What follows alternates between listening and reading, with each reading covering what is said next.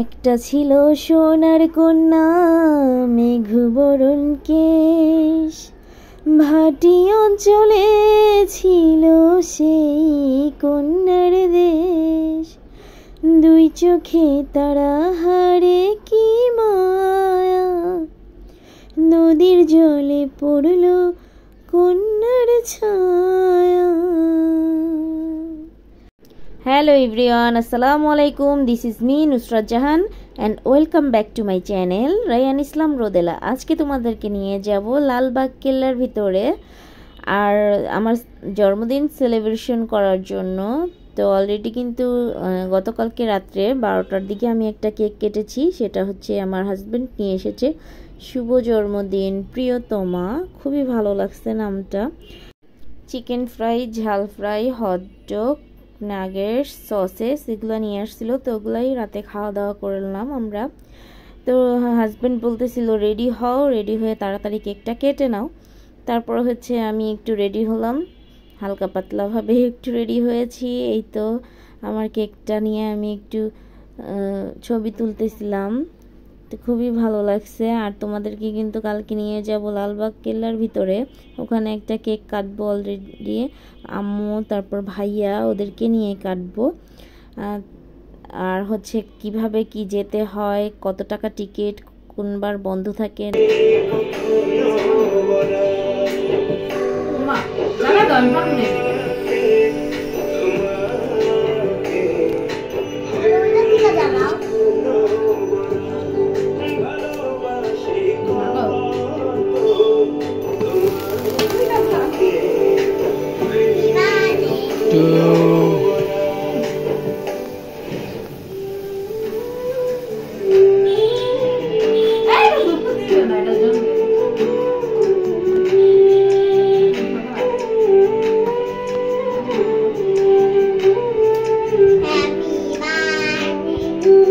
To you, happy birthday to you.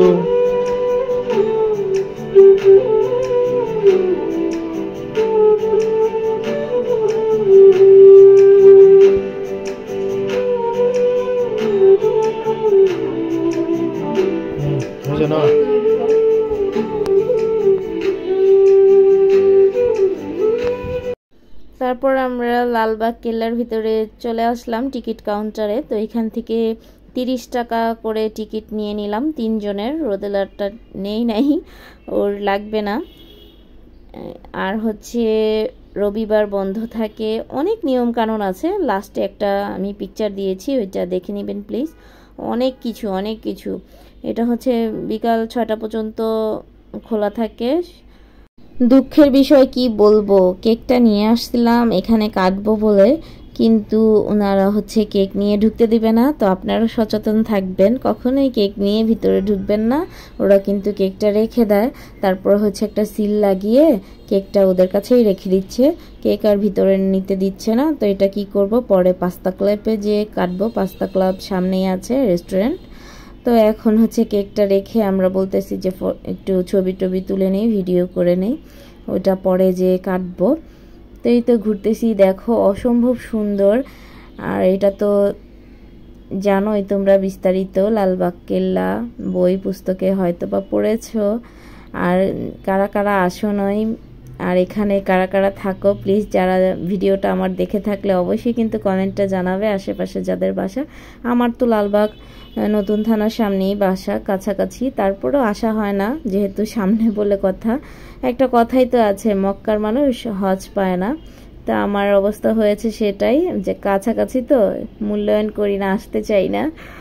তো এসে তো খুবই ভালো লাগতেছে, আনন্দ হচ্ছে। আর অনেকটা রোদ ছিল আর মানুষও হালকা পাতলা ছিল। আমরা যেহেতু চলে এসেছিলাম 3টা বাজে এখন। এখানে একটা সুড়ঙ্গ পথও আছে, ওইটার সম্পর্ক হয়তো বা তোমরা জানো। ওইটা এখন বন্ধ আছে, ওই গেটটা বন্ধ রেখেছে। অনেক মানুষ কিন্তু ওইটার ভিতরে চলে যায়। কি আছে না আছে এখনও বিস্তারিত সেটা জানা যায় নাই ভালো মতো করে। তো অনেকের মুখে শোনা যে ওইটা দিয়ে নাকি রাজারা আগে এক দেশ থেকে আরেক দেশে চলে যেতে পারতো, কিন্তু আমি আসলে জানি না ঠিক মতো, আর কেউ বলতে পারে না। অনেক কুকুর অনেক কিছুই পাঠাইছিল, বাট ওগুলা ফিরে আসে নাই কখনো। সামনের বিল্ডিংটা হচ্ছে দরবার হল। এখানে জাদুঘর আছে, এখনো জাদুঘর হিসেবে এখন রেখেছে এটা। তো আমি কেন জানি ঢুকলাম না, কেন বুঝতে পারলাম না, ঢুকি নাই। তো বাইরে থেকেই ভিডিও করেছি। খুবই সুন্দর লাগছে, খুবই খুবই ভালো লাগছে। আর সবাই তো বসে আছে, এই তো দেখতে থাকো। আর সামনে কিন্তু বড় একটা দিঘি আছে, অনেক বিশাল বড়। কেউ কিন্তু ভিডিওটা স্কিপ করবে না, পুরোটা ভিডিও দেখবে, অনেক অনেক ভালো লাগবে, অনেক সুন্দর।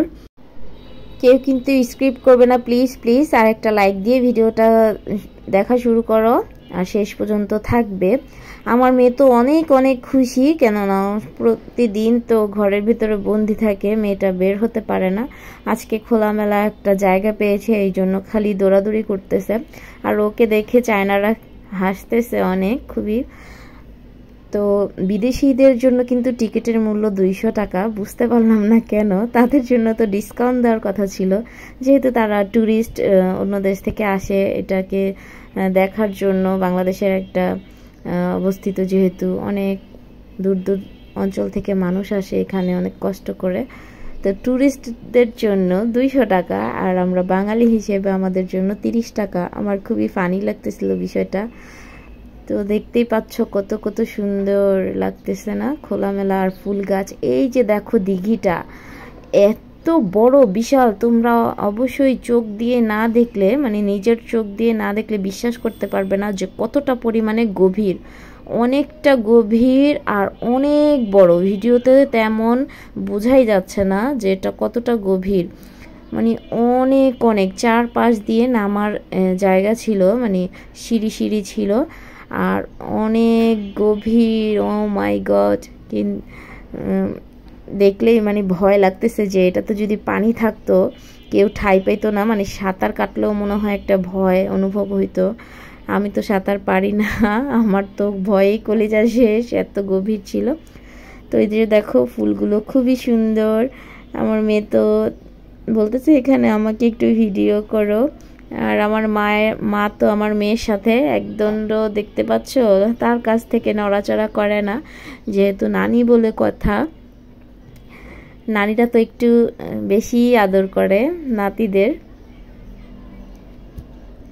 এই যে এখানে কিন্তু মহিলাদের নামাজের ব্যবস্থা করা হয়েছে। আর লালবাগের ভিতরের যে মসজিদটা আছে, রাজাদের 3 গম্বুজের একটা মসজিদ, সেটা হচ্ছে বাহির থেকে বাউন্ডারি করে, মানে পাবলিকের জন্য রেখে দিয়েছে। ওইটা হচ্ছে পাবলিক ইউজ করতে পারবে, মানে প্রতিদিন নামাজ আদায় করতে পারবে। সেটা হচ্ছে লালবাগ কেল্লার থেকে বাহির করে দিয়েছে, এটা ভিতরে নাই। তো এই যে রোদেলা দেখো কত মজা আনন্দ করতেছে, আমিও খুবই এনজয় করেছি। আর এই শাড়ির গল্পটা বলি, তোমাদের কেমন লেগেছে আমার শাড়ির কালারটা এবং শাড়িটা।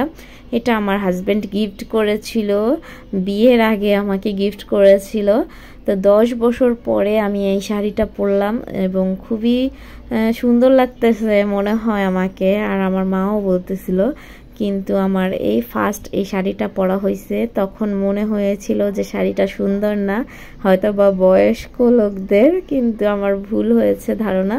সরি, তুমি যদি দেখে থাকো প্লিজ আমাকে মাফ করে দিবে। তোমার দেওয়া গিফটটা আমি এখন পরেছি, তখন পরি নাই।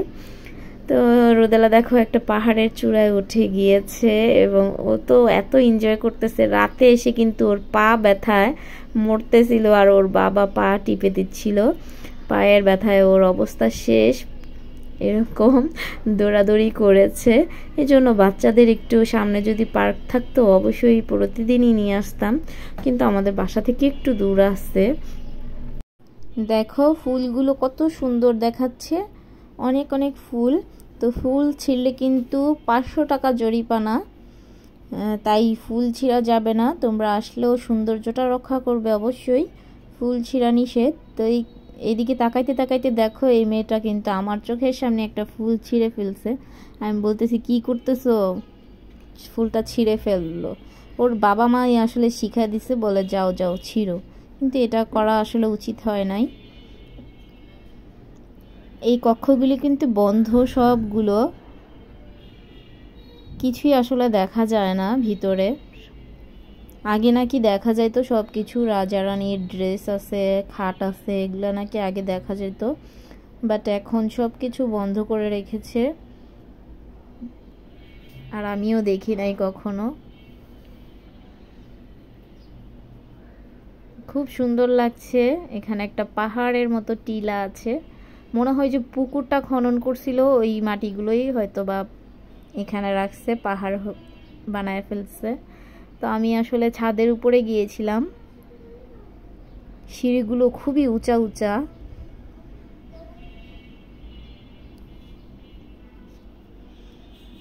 আর আমার শাড়িটা কিরকম লাগছে অবশ্যই কিন্তু কমেন্টে জানাবে। এই যে এইখানেই সমাধি আছে পরিবিবির সমাধি, তারপর এই যে পরিবিবির, এটা হচ্ছে পরিবিবির সমাধি। এখানেই সবাইকে মানে সমাধি আছে, অনেক কয়েকটা সমাধি।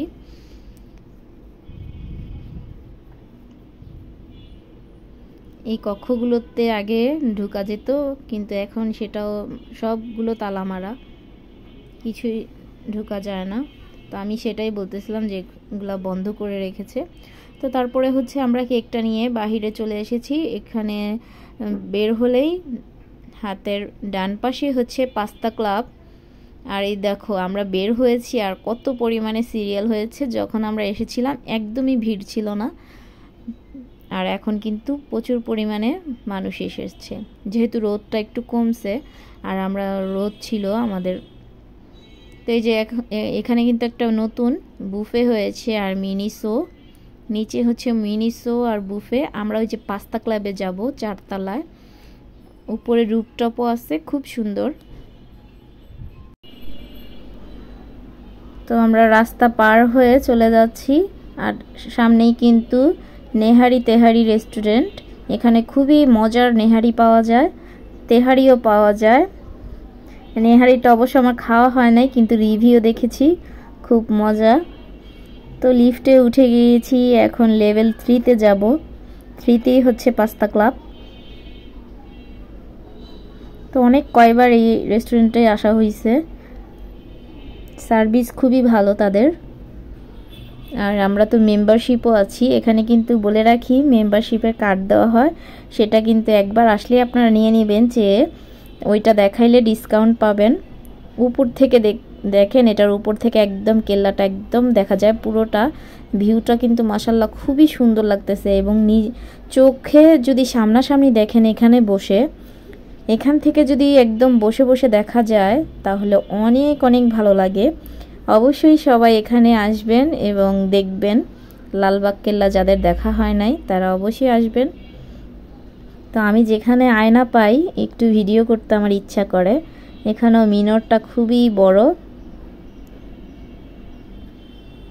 তার এই পাস্তা ক্লাবে কিন্তু প্রচুর পরিমাণে মানে বার্থডে উদযাপন করা হয়। প্রতিবার যখনই এসেছি একটা না একটা বার্থডে প্রোগ্রাম ছিলই। তো এটা আমার না, ওইটা হচ্ছে অন্য মানুষের ছিল, আর আমিও করতেছি। এখানে 2-3টা বার্থডে হচ্ছিল। তো এখান থেকে হচ্ছে পাস্তা অর্ডার করেছিলাম আর হচ্ছে বার্গার, আর আমাদের কেকটা কেটেই খেয়েছি। তো এই তো আমার কেকটা কিন্তু নিয়ে আসতে যে মানে কিনারের সাইডেরগুলো উঠে গেছে, নাড়া খাইছিল রিক্সার ভিতরে, আর খুবই নরম ছিল তো টাটকা, এই জন্য আরও কেমন এবড়ো থ্যাবড়ো হয়ে গেছে। তো রোদেলার আমি কেকটা কেটে নিচ্ছি, ও বলতেছে আমি তোমাকে খাওয়াই দিই। আমি বলি না, আমি তোমাকে আগে খাওয়া দিব। তো রোদেলাও আমাকে খাওয়াই দিবে। তারপর বললাম তোমার মামাকে দাও, তোমার নান্নাকে দাও। আর রোদেলা হচ্ছে ও পাস্তাও খাবে না, তারপর কিছুই খাবে না এখান থেকে।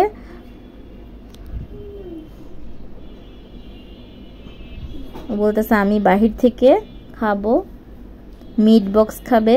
তো এখানে হচ্ছে মিট বক্সটা নেই ওদের, এখানে সব pasta item, fried rice, juice এগুলো আছে, বোবা ড্রিঙ্কস। তো রোদেলাকে দরবার থেকে আমি ওকে মিট বক্স নিয়ে দিয়েছিলাম। আপনাদের অবশ্যই একটু সাবধান করে দিই, দরবার রেস্টুরেন্ট থেকে কিছু খাবেন না, একটুও মজা না, একটুও মজা না, কিছুই ওদের ভালো না। ওরা মিট বক্স দিয়েছে, আলুটা এত শক্ত ছিল, বাজে, এবং ম্যায়োনিজটা যেটা দিয়েছে সেটা হচ্ছে মানে বাজে একটা স্মেল আসতেছিল, মানে খাওয়াই হচ্ছে বিরক্ত করা হচ্ছিল। 300 টাকা নিয়েছে, মানে একদম বাজে ছিল। তো আপনারা কিছুই খাবেন না। আমি আরেকটা ভাবির থেকে শুনেছি যে দরবারের কিছুই নাকি মজা না, তা আপনাদেরও একটু সাবধান করে দিচ্ছি, দরবারের কিচ্ছু খাবেন না। তো এই কর্নার সাইডের এগুলো কিন্তু আগে ছিল না, আমি আজকেই দেখতেছি। সাইডটা অনেক সুন্দর করেছে, যেগুলো হচ্ছে বাংলাদেশের ঐতিহ্য, টেম্পু, পালকি, রিক্সা, ভ্যান গাড়ি, দেখতেই পাচ্ছ খুবই সুন্দর লাগতেছিল। আমার কাছে তো অনেক অনেক ভালো লেগেছে। তোমাদের কাছে কেমন লাগছে?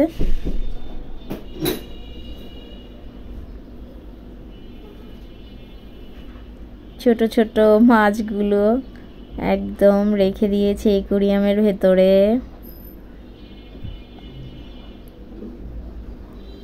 এই যে দেখতেই পাচ্ছ, আমি আয়না পেলে একটু ভিডিও করিনি। তো তারপরে হচ্ছে আমরা বিল টিল দিয়ে বাসায় চলে আসছি। এই তো দরবারের সেই মিট বক্সটা খুবই বাজে বাজে বাজে। তো ভিডিওটা যারা শেষ পর্যন্ত দেখেছো অবশ্যই কিন্তু একটা লাইক দিবে আর আমার পাশে থাকবে। আর বন্ধু, তোমাকেই বলছি, তুমি কি আমার চ্যানেলটা সাবস্ক্রাইব করেছো? না করে থাকলে এখনই সাবস্ক্রাইব করো। সবাই ভালো থাকবে, সুস্থ থাকবে, সবাইকে আল্লাহ হাফেজ। আর এই যে এটা চারটা দেখে নিও কখন কখন বন্ধ থাকে। আল্লাহ হাফেজ।